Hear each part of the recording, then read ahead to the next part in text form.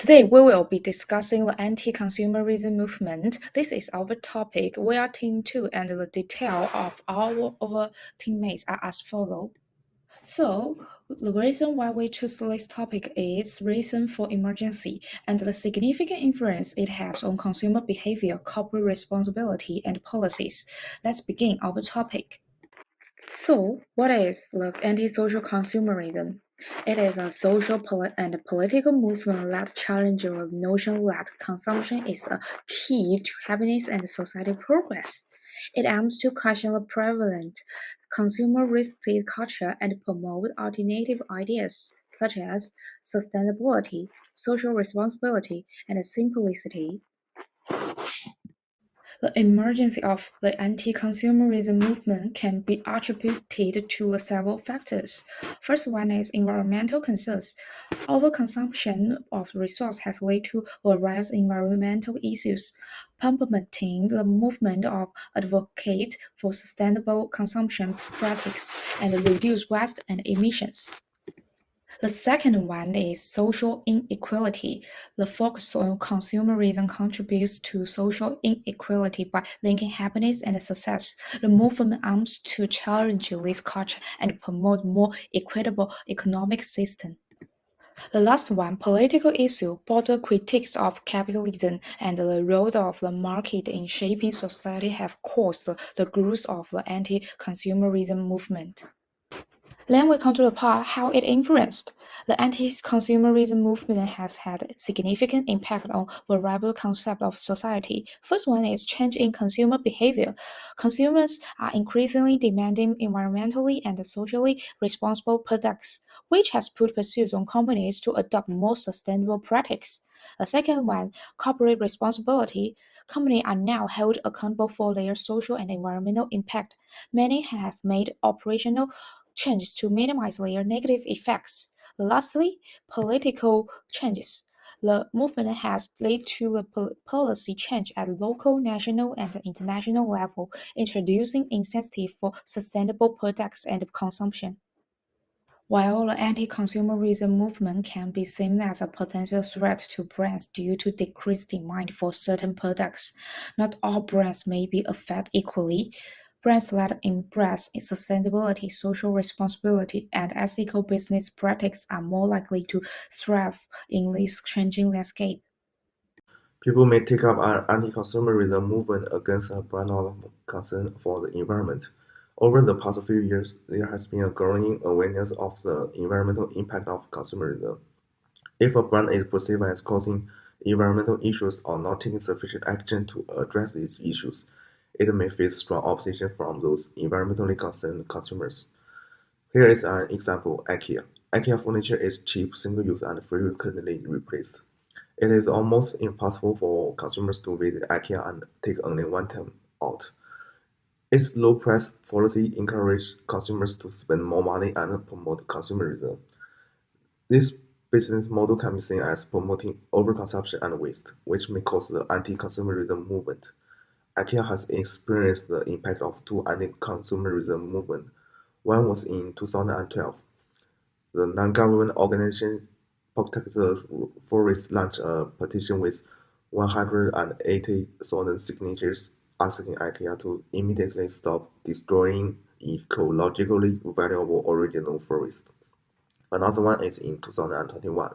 Non-government organization Earthset accused IKEA of using illegally cut wood from protected forests in Russia.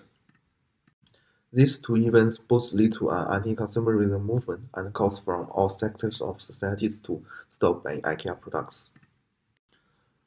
After these two anti-consumerism movements, IKEA has launched a series of initiatives to demonstrate its commitment to sustainability. The first one is IKEA is banning all single-use plastic products from its stores and starting to replace them with wooden items. Second is IKEA launched a buyback program. IKEA buys back old products from consumers and gives them a voucher with no expiration date, with the aim of encouraging people to buy furniture only when they need it. The third is IKEA products are first choosing recyclable materials. For solid wood materials, IKEA works closely with its suppliers to ensure that the wood used in its products is trackable and comes from legal sources.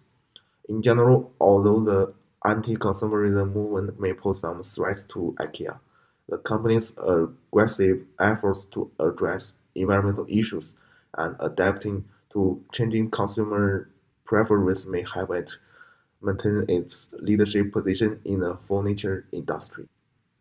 Consumerism often promotes the idea that happiness and success are linked to material possessions, fostering a culture of excess and waste. This mindset can exacerbate social inequality by widening the gap between rich and poor. The anti-consumerism movement challenged this culture by advocating for more equitable and sustainable economic systems. In addition, the movement seeks to reduce excessive consumption and promote alternative values. In the next section, I will use H&M as a case study to explore whether anti-consumerism threatened the brand. H&M has faced several controversies regarding its supply chain and labor practice. Rana Plaza disaster in 2013, where over 1,100 workers died, raising questions about the brand's responsibility for ensuring safe working conditions. In 2016, H&M faced accusations of child labor, where children as young as 14 were employed. Workers at H&M supplier factories in Cambodia still earn less than the estimated living wage in 2018. The rise of the anti-consumerism movement has implications for brands, including corporate social responsibility and brand loyalty. Consumers increasingly expect brands to demonstrate social and environmental responsibility. Brand loyalty is the tendency of consumers to continue buying products from a specific brand. It's also affected by the company's ethical stance, with emotional connections, positive experience, and satisfaction playing a role. H&M has the opportunity to appeal to ethical-conscious consumers, differentiate from competitors, and strengthen its brand reputation by adopting sustainability and fair practice. However, challenges include maintaining low price while ensuring ethical production, ensuring compliance across the supply chain, and competing with other brands adopting similar strategies. The anti-consumerism movement is also influenced by the cultural and political backdrop. Cultural and political disparities can directly make people refusing to consume the brand. A case in point is Dolce & Gabbana. In November 2018, a DG advertisement video promoted a social media reaction for perceived racial and gender bias. Chopsticks are referred to as small stick-shaped cutlery in the video. Also, the tone of the voice and the unusual stance of the model using chopsticks were seen as discriminating towards traditional Chinese culture. This video was later removed officially, although this video could be construed as a lack of knowledge of Chinese culture to some level. However, the subject isolated to the level of patriotism, following one of the DG founders' harsh statements about China on Instagram. The data shows that DG decreased 30% to €87.2 million for the fiscal year ending in 2019. As a brand manager, I have to avoid this phenomenon. To begin, the problem was caused by DG's misunderstanding of Chinese culture, which resulted in consumers' animosity, highlighting the importance of respecting different cultures when promoting the brand.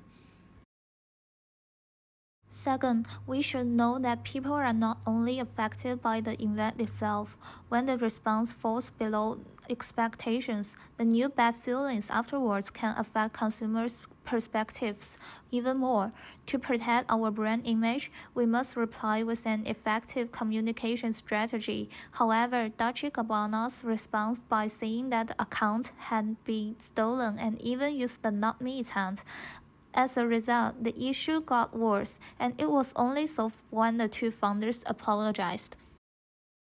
Finally, companies should treating the employees and the brand as a whole. Since Dolce & Gabbana does not have a comprehensive brand management plan, when Mr. Gabbana made run social media comments, he did not consider himself as a part of the brand, thereby impacting Dolce & Gabbana's image in the mind of the consumers.